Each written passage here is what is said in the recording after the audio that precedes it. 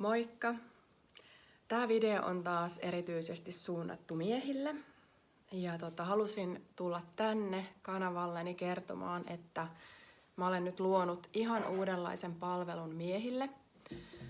Ja se on tällainen tantrinen kohtaaminen.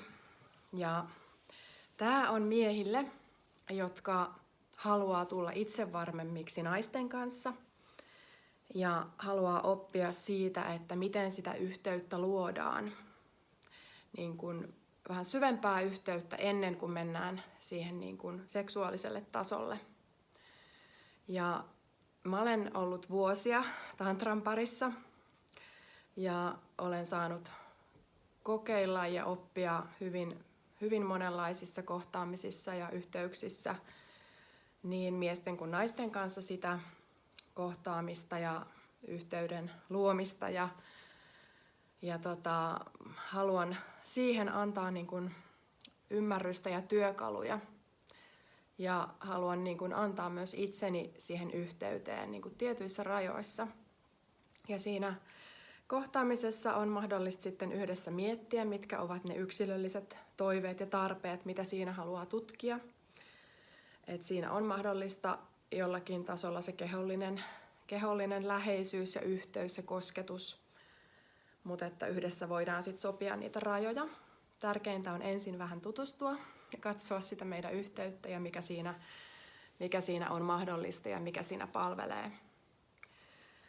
Mutta että tosiaan se, että me opittaisiin sellainen hitaus siinä niin kuin yhteydessä, koska se on sitten se, miten se seksuaalisuus ja kaikki sieltä niin kuin lähtee oikeasta paikasta ja se silloin tuntuu tosi paljon paremmalta.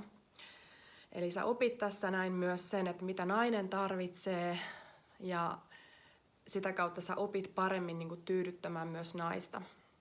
Ja toki sä voit myös tunnustella niitä omia tarpeita ja sitä niin kuin pyytämistä, että monella on vaikea niin kuin pyytää semmoista kosketusta, mitä tarvitsee ja näin, niin se on myöskin mahdollista. Mutta hei, tosiaan, jos sua vähänkin kutsuu tällainen palvelu, mitä mä pidän tosiaan Tampereella, niin tsekkaappa tarkemmat tiedot tuosta mun nettisivuilta. Ja se tosiaan lähtee sillä, että sä laitat mulle sen yhteydenottolomakkeen ja oman kuvan ja sit mä oon suhun yhteydessä, niin voitais buukata semmonen tutustumispuhelu. Ja kerro ihmeessä, jos on mitä tahansa kysyttävää tässä kohtaa, niin katsotaan, miten hommat etenee. Mutta tosi hienoa on, jos tää sua kutsuu ja saataisiin tällainen tapaaminen järjestymään. Mutta ihanaa päivää joka tapauksessa. Moi moi!